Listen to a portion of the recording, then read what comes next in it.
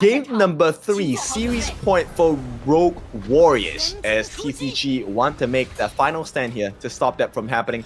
Let's hear the fans cheer for their respective teams.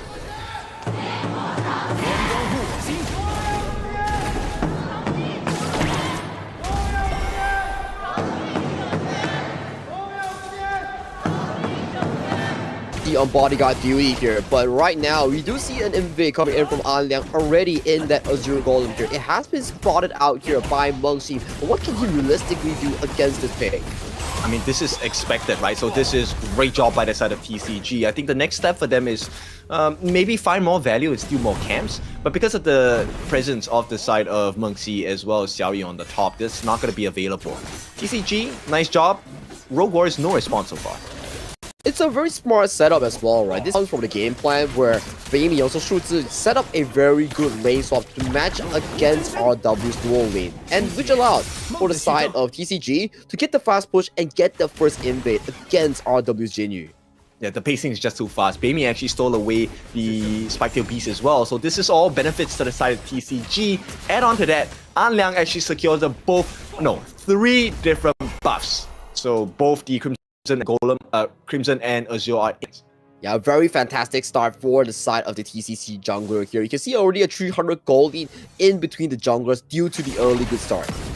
So this one is something that he needs to maintain, right? And this is going to be aided. Han also has spectacular wave clear, so he will be aiding with An Liang's wave and rotation management. So at the very least, in this early game alone, we do see a bit more of a positive approach coming in for the side of TCG. You know they are still in it. They are still planning steps ahead to find moments of flaws in the members of Rogue Warriors. Yeah, down here I think it's really, let's try and see how does Rogue Warriors come back from a deficit. Because they have been maintaining well, right? They're keeping the gold in favor on their side as well, and a very nice attempt to push people away. Xiaoyu here actually maintaining his own position against both An Liang and Dahai. And the answer that you were looking for is that Rogue Warriors, they send one Mo to assist Xiaoyu on the push, and they send Mengxi to be on bodyguard duty against An Liang on the potential continuous counter on their Azure Golem here. So I would say it's a very fast adaptation for the Rogue Warriors side to find the fix on this counter jungle.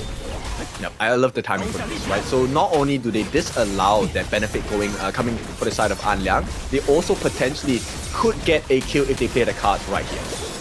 And look at this top side here. More of the members are being cycled and transferred into the clash lane to make sure that these farm lanes get all the resources here. And with that mid lane, it's also really about the junglers just picking up extra resources. Yeah, you start to see the value of the Hano pick, right? Oh, nice setup onto 3. Can they find that opening? First life on the side of Mengxi will be given away, but with the passive and the help of his teammates, they will get that initial dive. Now, for this movement here, TCG responds in kind, trying to force a little bit more time on the side of Xiaoyu here. That's going to be a very big cooldown here being commanded by the side of RW's Mengxi here. No flash, no passive here. So it puts RW in a much more reactive state later on in the first 4 minutes. Oh, for sure. I mean, Mengxi will get his ultimate back in time for the Tyrant take, but no flash? I think that one really hurts. Yeah, I definitely have to agree with you. So right now, nearing to the 4-minute mark here, since both junglers are known to be the assassin ones, I do think the priority will fall into the buffs more than the Tyrant. Yeah, we'll see what the rotation is like. An Liang at this point leading the pack, 3.2 thousand. He is top of the gold charge. Can he convert that into a guaranteed objective take, or can he even get kills from this point? Well, he is doing a bit of a poke here on towards Mengxi here, forcing him to back away against this objective. And with the buff falling into the hands of Xiaoyu here, we see a bit of a rotation here coming in for Jinyu. Alright, this is going to be a smite battle. Who gets it? It's going to be Jinyu. He makes it happen. And with that, they also get the survival of Mengxi. He's going to be able to back off everything once again, swinging back into the favor of Rogue Warriors. He make it look easy with the smite steal here. The psychological play here, he was walking back and forth, baiting An Liang to smite first, and which he did, and that had to go over to the side of Jinyu for that first Tyrant. Right, and also because now that the 4-minute mark has been achieved, the protection on the towers here will not be available. So if they make the right calls, either side of TCG or Rogue Warriors will be able to melt those T1s down really quickly. And check out the gold. We were talking about like An Liang getting such a good lead, but he really got pulled back with the play itself. But Jinyu is going to the bot side. Yeah, this first blood, easy pickings from the side of TCG here with Xiao Tu taking a fall. But with the help of Jingyi, he should be able to get the wave clear, get quite a bit of damage down. But hang on, here comes the backup as well. What a catch! Holy moly, 3 kills for the price of a Xiao Tu. I would take that trade any day. That was a Monksy triple knockout flash into the 3-man push here. That was absolutely nasty coming in from the Rogue Warriors roamer. Yeah, and look at the value here. The Hano buy one more, making sure, number one, he gets information for the side of Rogue Warriors. They also now have the ability to push this mid T1. Nice maple dance from the side of Xiao Yu as well. And this is a guaranteed T1. Everything was looking good. Everything was looking so good for side TCG, getting the kill onto Xiao Tu here, giving Dahai all the priority in the world.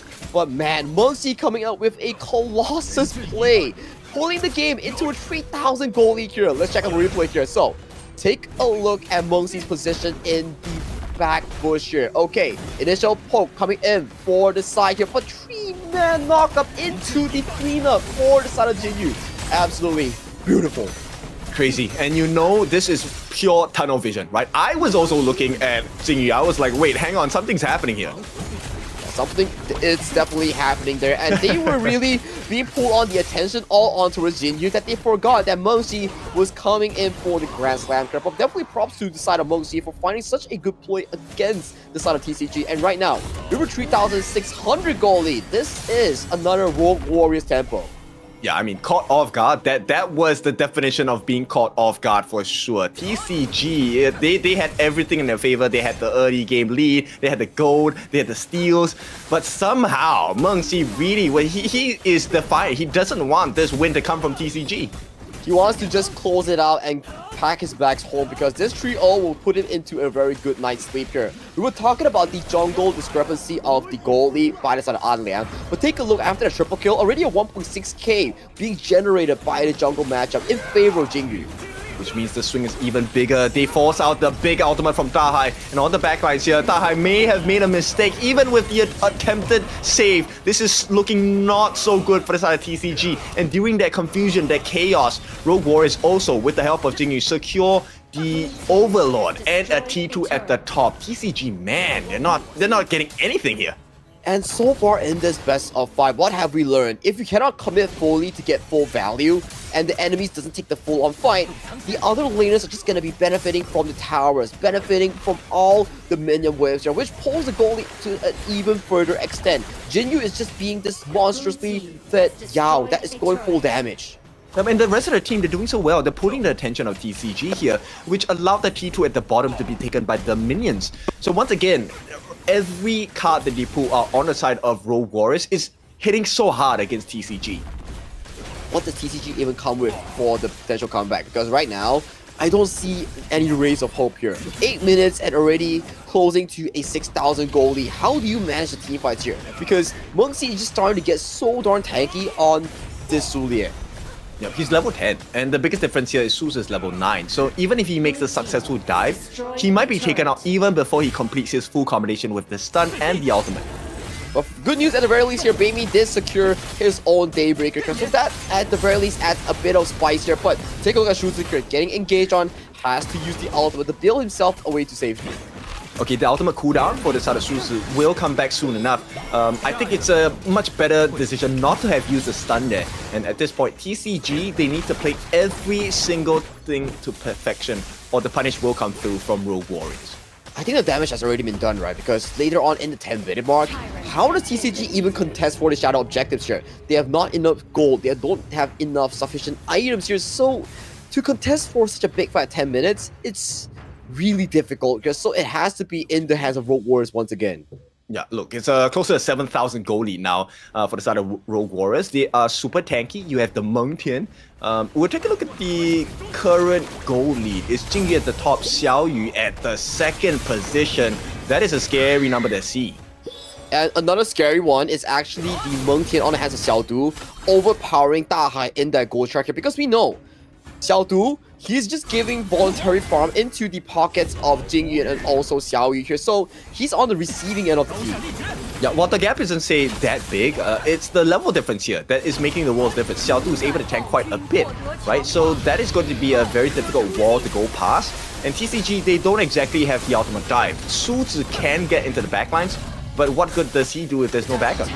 That's true, right? And with Dahai not being able to hit those item markers here, you don't really have sufficient damage to slice the carrots coming in from the side of RW. And RW already working their way on this second shadow objectives here. Xiaoyu going a bit dangerously low for the Overlord. Yeah, he's going to use that Spike-tailed Beast to be able to get the lifesteal in. And because of that, Rogue Warriors will be able to start working and chunking down. Even with the Primal Bond, this debuff is not working too much. Rogue Warriors win big. They win big and they are looking for the tier 3 towers here. Shadow Overlord being spawned in towards the bottom side here. They want these high grounds. They want the win. They want the 3-0. Yep, they can't afford to wait, to be honest, because Han has hit level 15. Sanctification will be given. Not sure who he has given it to. Probably Baimi at this point. And Anyang is doing his best. He's trying to delay as much as he can. This is going to be the Shadow Overlord being taken apart by the side of Anyang. Yeah, Jinyu is on hunting duty here, but a good vision play here coming in for the side of An Liang. He does make it out alive here, but how fast can he run? Because Wanmo is trailing before him. Yep, he's going to try and run, but this is a Yao we're talking about. Everyone onto the lives of Anyang. How much time can he buy? Trying to go for the lifesteal as well. And with that, he makes the great escape. Hopefully, no. He has run out of options. Running under the T3. An unstoppable force here from the side of Rogue Warriors. And now this is a 4-man defense for 30 seconds. But it's a very well done for the side of An Liang here. Drawing so much time, eliminating the big Overlord here, giving his team rays of hope to delay the game into a later stage. So this Overlord push wouldn't be as evident compared to just now. Oh no, this is not looking good. They actually get the marks, and one more is going to be able to land all of the Scepters of Fate. The defense coming in from Taha is not going to be enough. They have lost a T3 at the bottom. TCG, the hopes are dying out. And Rogue Warriors, there is more they can offer.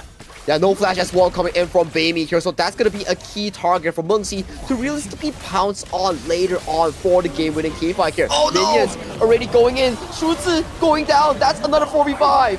Yep, but First Life has only been expanded by Mengxi. There's more to be had on the side of Rogue Warriors as well. And RW, they're looking so strong. Another couple of Scepters of Fate being laid down by one more. Nice catch. Now, that hope is going to be gone. They have found the third member on the side of TCG, waiting for the arrival of the minions as they look for this nice Fate rewind. They are going to get another few more marks coming down. And one more is just a huge nuisance. Jingye as well has the Sage's Sanctuary. The Crystal will be the next target here. No Dahai, no Baimi.